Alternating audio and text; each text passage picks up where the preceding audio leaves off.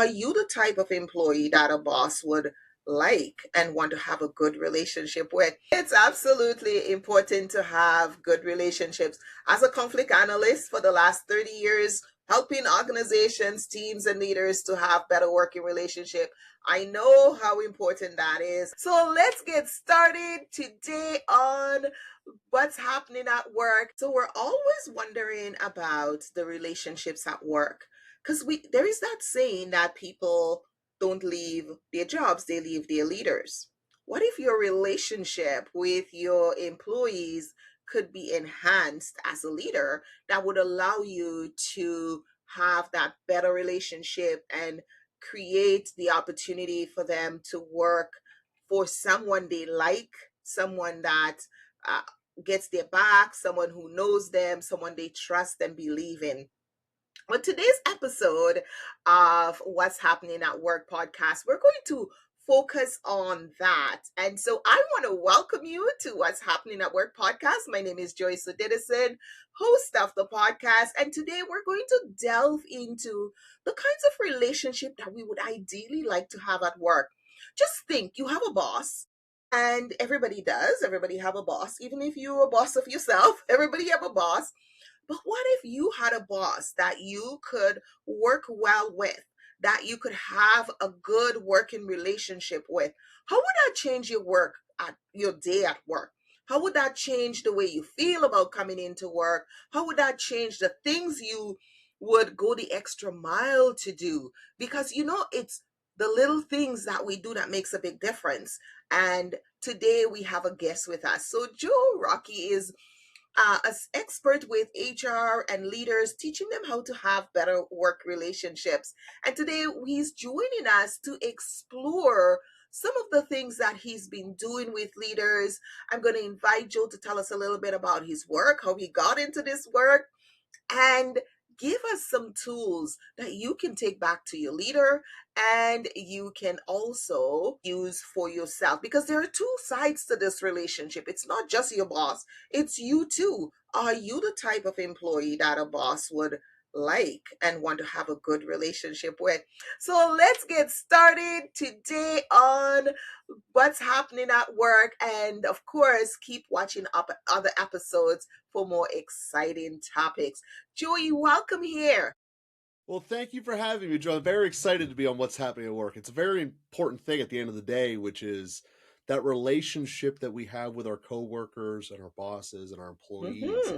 You know, human beings are a very broad thing, but there is one thing we all universally are built for, and that is to have strong, meaningful relationships. And I'm excited here to hopefully knock down some myths that we were all taught in kindergarten that really hold us back, as well as do some things to answer exactly what you just said: how to make yourself and your relationship with your boss and your relationship with your employees better. So people do want to go the extra mile. They do want to show up for work, and they don't want to be part of the statistic that Americans have, unfortunately, which Hmm. is less than a third of us are actually engaged at work. Um, so that's, if you ask about what my world is, it's fixing that problem. It's getting people to be engaged, to want to come to work and want to run through that wall for you, so you actually get results. That's my world. Tell us, Joe, how did you get into this work? What brought you into this world of helping people to have good relationships at work? Sure. So I have built 29 businesses in my life. And currently speaking, all except for four of them, I'm either a complete absentee owner of or I have sold. And there's only one way you can do that. And that is to have a system and have relationships in place that work without you being there. And it really boils down. Every business comes down to two questions. What is the business's relationship with the prospects dash clients? And what is the business's relationship with the employees? So that's been the driving force of every single entity I've built. And it dawned on me, there's a billion people doing marketing out there. What's the relationship with the prospects? All right, there's not enough people focusing on what is the business's relationship with the employees. It's something that people take for granted, and it's to their detriment. And I've spent, long story short, a lot of time, effort, and energy writing a second book about it, because it's so important to get that relationship with your employees correctly. And it's also a fascinating topic that once you learn how to do it, you can make every relationship in your life better, including, your adult kids that don't talk to you anymore. They will. Like, it's Mhm. crazy. It's absolutely important to have good relationships. As a conflict analyst for the last 30 years, helping organizations, teams, and leaders to have better working relationship, I know how important that is. I've seen the ugly side of it and continue to work with them. So what is your story? How did you start? What made you think that this was something you would start doing? And I mean, you've told us about your business, but what is it that you do, and what pulled you into this work? So, what pulled me into this work, which probably the same thing a lot of you guys in the audience are going through, I had some really bad bosses back in the day before I decided, you know what, I'm just never working for anyone else again. Hmm. And that experience of these poor bosses I had really shaped the way that I hired people. And, it's cliche, but it's just, I'm not going to be as bad as they were. Um, and that's what started it, and then became effectively a fascination with how people connect and how they relate to each other. It worked really well in the crossover with sales, because sales are just another version of a relationship. They're your external relationship as a business. So, coming up through the sales world, I had this great incentive to learn how relationships should be done correctly. And then you can apply, once you know the principles of a person to person relationship, you can apply them anywhere. And that's really what drove me to do this, was that reason. So, having gone through experienced bad bosses, you decided, hey, I'm never going to go through that again. I'm going to Mhm. create a process to do that. So, who do you share that with? What is the process you use? Because I'm sure if you're listening like I do, my audience is sitting, okay, so what is it? Tell us now. Come on. Sure. So first off, I share it with my clients, so that would be the easiest way to get there. But here's the science behind it, and what drives all of this is that every single one of us are unique. Okay, cool. We all know we're unique snowflakes. We've heard that before. But from a way of working and being motivated in our strengths, all of us have different ones. And all of us have different priorities about the ones we would naturally want to use in an ideal world. So the first thing that we do is we do a thorough psychological testing, and that sounds way more clinical than it actually is, but we do a very thorough deep dive in every employee involved. What makes them motivated? What is the strengths they actually want to be using every day? Not the one their position might make them use, but what do they want to be doing from a strength standpoint? And we look at all of that puzzle together. And basically, we make a little puzzle piece for every single employee and every single boss involved. And we figure out who's naturally going to fit together, which puzzle pieces go together. All right, this one's probably part of a tree, this one's part of a house. I mean, you just look at that puzzle example and we make it. And then we give all kinds of coaching that says, you know what? This person here doesn't have any of the same driving forces that you have. So this gets back to a lie we were all taught in kindergarten, which was, the lie is treat other people the way you want to be treated. That is not applicable in real life, aside from the basis of don't hit each other and don't steal. But the way that you get motivated to wake up in the morning is going to be wildly different than someone else. And it's probably going to change within your own lifespan. The reasons you wanted to go to work in your 20s are probably not the same as they will be when you get closer to retirement, and a lot of changes along the way. So if you're only treating people the way you want to be treated, it's not going to work for everyone, and you're going to have problems. All right. So simply what we're saying, don't treat people the way you want to be treated. Treat people the way they want to be treated. And absolutely that's important. But do you have a framework that you use to do that? What's the process? I mean, we all use psychometric assessment and strength and tools. So those are very much prevalent in the workplace. A leader has does that. Many organizations build it in as part of their onboarding routine. So, what makes you unique? What is your magic sauce that you bring to your audience that you can tell our listeners that would help them simplify the process? Yeah, no, absolutely. So once you have figured out what every single person's driving forces and their motivations are, you have to recognize that yours and your communication style are not the same. So one of the things that we do very intentionally is we translate everything into the way that that person wants to receive it. So it's going to resonate in within their soul. And in doing so, you're going from essentially what I like to call the Charlie Brown adult talking, which is, wah, wah, wah, wah, wah. Well, he's only talking the way that he knows how to speak. And about 3/4 of the language is not resonating with me. So by having a translating service involved, so now every message, and you can all do this, by the way, you don't need to have an outside person doing this. Find out what is truly driving them and speak to them through that driving metric. And in doing so, that is step one. Step two is we then take most organizations that effectively are people walking around in their own little bubbles and worlds, even if they all have similar tasks to do. This happens a lot in sales.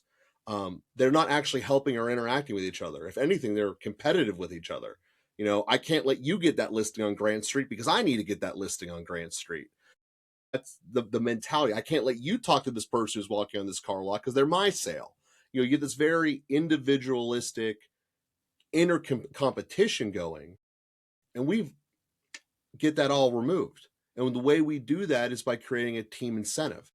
So that way it's not individually based that you hit your own number so you're good so you don't need to care anymore, as most quota systems are, but it's now collectively, as this building or as this company or as this regional department, we have to accomplish this goal. And then we take it to the next step further of not just having the incentive help all of us that did it, but help our families as well. So it brings in a major area that I'm sure you've done many episodes on, which is not talking about the personal side of your employees. You got to bring that into the puzzle. So I think when we talk about this particular topic, there are different organizations that will resonate with differently. So we're talking now, today's show is really focused for the small business owners, the smaller organization, the team of five, the team of 10, where they have the capacity to do that. With our bigger corporate clients, where you have 100 people or you have 500 people on your team, it will be a different strategy for them. So we're not talking about that today. Today, we're talking about the small organization, the solopreneur that bringing on a team and want to have that team to work for them and work well. This is very important because more people now are choosing to have their own business. More people now are going out into the world to build their own business, but they lack the system to create that working relationship. And as a small business, it's very important to maintain your people because you put a lot into training those people. You don't have the big onboarding system. You have a little onboarding system and you're pretty much teaching them everything in your head, everything you know, because you are investing yourself into those employees. So it's even more painful when you lose them versus my bigger corporations where I work with government and municipalities. It's a very different sort of onboarding system. It doesn't work that way. Mhm. Although relationships are important in all working relationships, the system is different. So in this conversation, we're really pulling on what is it for you as that small business owner, that small entrepreneur, maybe that family business, and you're now building a team, you're building a team of five, or you're bringing a couple of new people to help you because business has taken off and you can't do it on your own.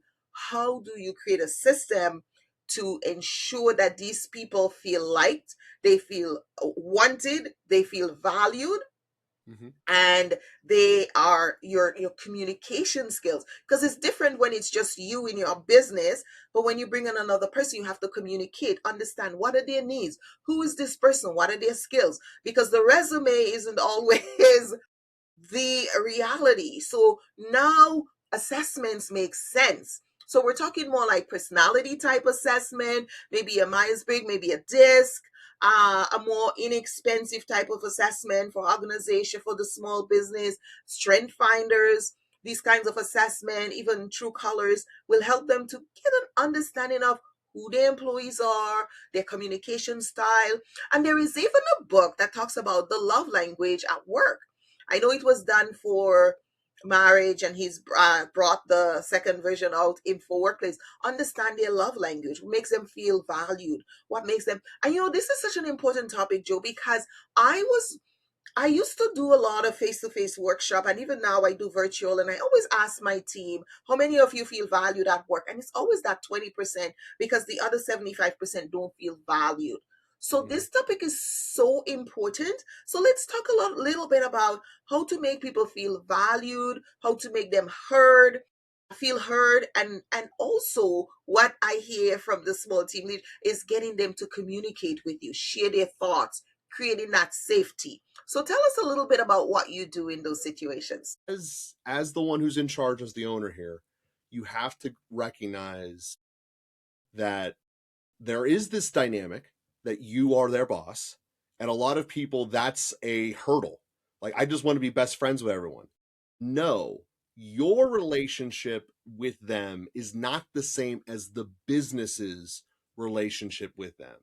And if you just do that dynamic shift of what is my business's relationship with the employees, not necessarily what's mine, they might be my best friend and we're going into the game tomorrow, but what is my business's relationship with with my employees and their families?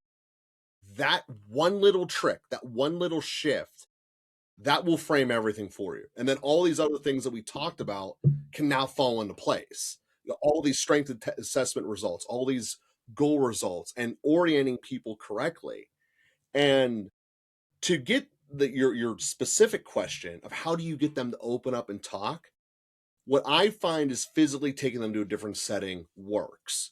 So take them out to lunch or whatever. If you're Mhm. virtual, Mhm. this seems really like counterintuitive, but change your background. Put up a virtual background that's completely different than what you normally have. It's amazing how much just little things like that can change things, because your brain is used to seeing a setting and placing an emotion there. And if we don't normally have talks about my fuzzy fears and family and all those other F words that we can think of that are important to us, they're not going to come up unless you put it in a different environment. And Mhm. then what many people do is they just go to the same restaurant every time they're having this conversation. And that becomes the place where we have these types of conversations, and work is the place where we're getting the job done. So that would be some specific tactics to answer your questions. Okay, so you're saying, and sometimes as a small business, you may have people inside. You may have a small business at one time. I know even for our business, we had a corporate building and we had our team in house, and so there are the meetings you have in their office with them, or the meetings you have in the boardroom, right? So, thinking about length of meeting, and one of the things that strategies I usually tell entrepreneurs and I remember working with this entrepreneur, and she was struggling because she was working remotely. She was in Canada, her team was in all throughout the US, and she was the leader, and she didn't understand that the employees what their needs were for her, and she was really struggling. She's like, just do your job, and this is what you need to do, just do your job. And I remember coaching with her over a couple of years, and she when we did the profile, and I was saying that, your profile is very much like mine, and she said, no, it can be, you're so relatable. I said, my profile is exactly like yours, but I have learned the skills I need to relate with my clients. And it's the same. You need to learn the skills you need to relate with your employees. And so she was telling me about the different employees, and they want time to talk. And I said, yes, you need to set up those time to have morning check in with them. There are times you need to bring everybody together to feel like a team. And even now, even with the large organization, because I work primarily with large government organizations, federal, municipal, and I see that even the smaller team leaders, they are struggling. So a leader comes in with a team of 20, and oh, this person is this and this person is that and this. And I was like, do you really know these people? Do you have a relationship with them? And what is your relationship like? So, as a leader, we need to start seeing people for who they are. And one of the things Mhm. I love, why we do so much on resilience and we're talking so much about, because people may be burned out, people may be rusted out. I just did a session with a group and I had to remind them, I was like, hey, it sounds like this person is rusted out. They're in the organization, they've been there for years and years, there's no movement, or they just show up and do their work, they've become disillusioned, they have no hope, no future, and they've just rusted out and they just make everybody else's lives miserable. So this Mhm. person needs a reset. We need to put this person into a reset to start thinking about, who am I? Connect back to yourself as a person, and then how to connect back with your team. So a lot of times the relationship starts impacting with the leader first, and then it fractures with the rest of the employees. So even when we get called in for people harassment, bullying, it shows a disconnection in the relationship, right? Mhm. It's No, a that's exactly it. relational Yeah. disconnection why you're going to bully your coworker. Yeah. I mean, it's exactly it. Like I said, at the end of the day, the tolls are important and they exist for a reason because they help. And knowing where it is, and I'm assuming what those relationship skills that you taught your client were that you worked on yourself were areas that were your natural weaknesses, spots that you wouldn't normally go to, and you put the emphasis and effort in. Most people would never do that. And that's where the outside coaching really comes into play. They just want to sit in their top five. And if your top five don't line up, so be it. I don't care if it's not going to work. And unfortunately, that's how most people fumble through life. Mm, And to really put a conscious effort into another recognition that all business sizes fail is they're not coming to work. And this is a bigger thing for small businesses because so much of your life is invested in your small business. They aren't coming to work because of the paycheck you're giving them. They're coming to work because of a personal reason. Maybe that lines up nicely and the mission of your business lines up with their personal drives. That's awesome. But there is a personal reason that's driving them. And until you spend the time to discover what that is and nurture what that is, employees are going to rust out, just like you said. Some rust out and stay, become barb in the back that are undercutting your message, and some just leave. But mhm, either way, it's a failure on you for not learning what their true motivations are and making it in a comfortable enough environment where they will open up. That's going to require you to have courage to ask some questions, some humility to say, hey, I don't know every answer, and being willing to listen. All of the skill sets and requirements you're going to have to bring to the table, whether you want to or not. mhm. It's so important because I think many small business owners, they go into business because they love doing something, right? Oh, I love to coach, so I'm just going to go coach people. But the understanding the business sense and the leadership aspect of that, because are you just going to coach forever, or you're going to need a VA, you're going to need a bookkeeper, you're going to need these kinds of, you might need an admin team, you might need, once business grow and start growing, you might need this and you may need that. So it's very important for you as that business owner and to recognize that you're now a leader of a team, and the skills you use when you are alone are not going to be sufficient when you start having a team, because you're going to need a higher level of interpersonal relational skills to interact. And then you might have teams that don't work well together, there are misunderstandings. Oh, I thought this person was going to do that, and oh, I made a mistake. So how do you talk to people when they've made a mistake? How do you coach them? How do you help them to overcome the challenges that they face in a manner where they feel free and safe to keep learning and to do other things? It's really important for business owners to think about all of that, because that will take a lot of time. Just dealing with errors, dealing with misunderstanding, maybe not even giving the right instructions and information. So having the right relationship and building up, getting to know your team members, understanding what's important to them, asking how it impacts their family, right? It's so important, because in the small business world, people come to work because they love their boss more so than in the big corporations where they get a benefit, they get health care, they get dental, da da da da da da da. Many small businesses do not offer that. So the relationship piece has to be significant for them to show up. Otherwise, they won't show up to work. You don't know if they're coming today. Oh, what happened to Jane or Jack, right? Very important. Well, you're 100% right. And like I said, going back to that one key frame shift, it's the relationship between the business and the employee that's what ultimately keeps them coming back. The relationship Talk you a have little with bit them. about that, because I think a lot of people don't understand what that is.